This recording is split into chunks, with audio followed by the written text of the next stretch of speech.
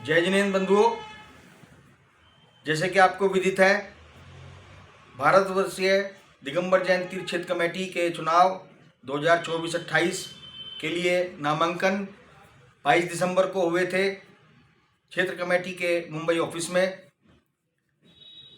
और मेरे द्वारा भी उसके अंदर नामांकन किया गया था। बंधुओं, जैसे कि आपको विदित है, गत 1.5-2 महीनों में पूरे देश में एक तीर्थ क्षेत्र कमेटी के चुनाव का माहौल बनाया गया, सोशल मीडिया के द्वारा, कुछ जैन न्यूज़ चैनल के द्वारा और अखबारों के द्वारा। नामांकन से पहले एक चुनाव का माहौल बनाना कहीं ना कहीं एक गलत संदेश देश और समाज को जा रहा था कि उसमें कुछ प्रत्याशी, 2 प्रत्याशियों की विशेष रूप से भूमिका रही। बंधुओं, 22 तारीख को जब हमने इस क्षेत्र कमेटी के अध्यक्ष पद के लिए मेरे द्वारा नामांकन किया गया, उसके बाद कुछ परिस्थितियां बदली और गत 28 दिसंबर को हमारे समाज के कुछ गणमान्य बंधुओं द्वारा एक समन्वय समिति का गठन किया गया, जिसमें उनके द्वारा कुल नामांकित 5 सदस्यों में से 4 सदस्यों को बुलाकर एक समन्वय किया गया।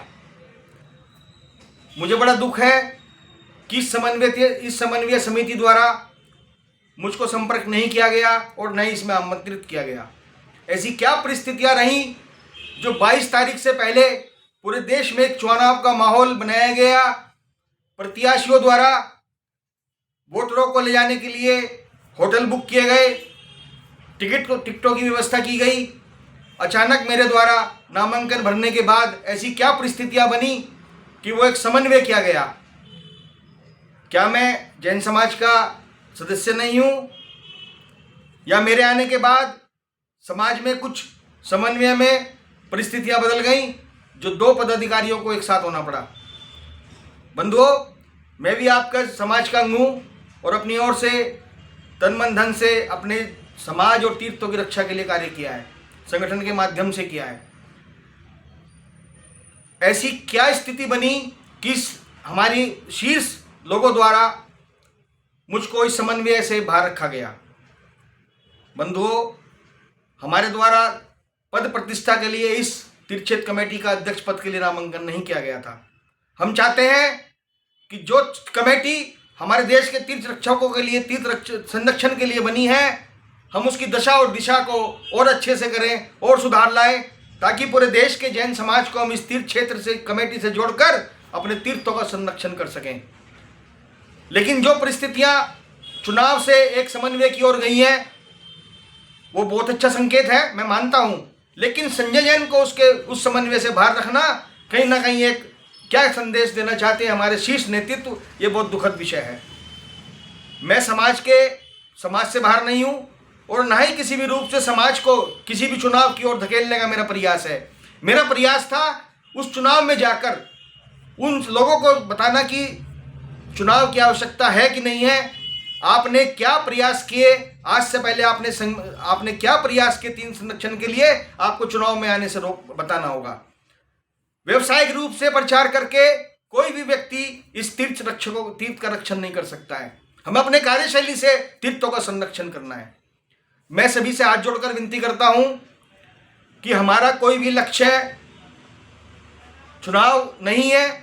अगर वो समन्वय समिति ने, समाज ने ऐसा प्रयत्न किया है कि चारों हमारे प्रत्याशियों को समन्वय किया है, तो संजय जैन आपकी भावनाओं की कदर करते हुए, अपने समाज का चिंतन करते हुए मैं अपना नामांकन आज अभी वापस ले रहा हूं।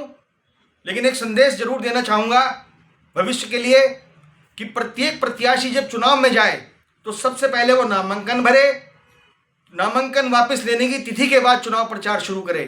समाज को चुनाव की ओर न ले जाए पहले, इससे गलत संदेश जाता है। और यदि उनका चुनाव लड़ने का ही मन है तो अंतिम सांस तक चुनाव लड़े, हार जीत भविष्य में होती है। तो मैं सभी अपने शुभचिंतकों को धन्यवाद देना चाहूँगा, जिन्होंने अल्प समय में 7 दिन में मेरे को बहुत समर्थन दिया और प्रयास किया कि मैं इस अध्यक्ष पद के लिए नामांकन भरूं। लेकिन मैं समाज से बाहर नहीं हूं और ना ही किसी भी रूप में अपनी पद प्रतिष्ठा के लिए मैंने नामांकन किया था। मैं समन्वय समिति को आश्वासन देना चाहता हूँ, समाज को आश्वासन देना चाहता हूँ कि मैं कोई भी कार्य ऐसा नहीं करूँगा जो हमारे समाज और तीर्थों के विरुद्ध हो। सभी को जय जिनेंद्र।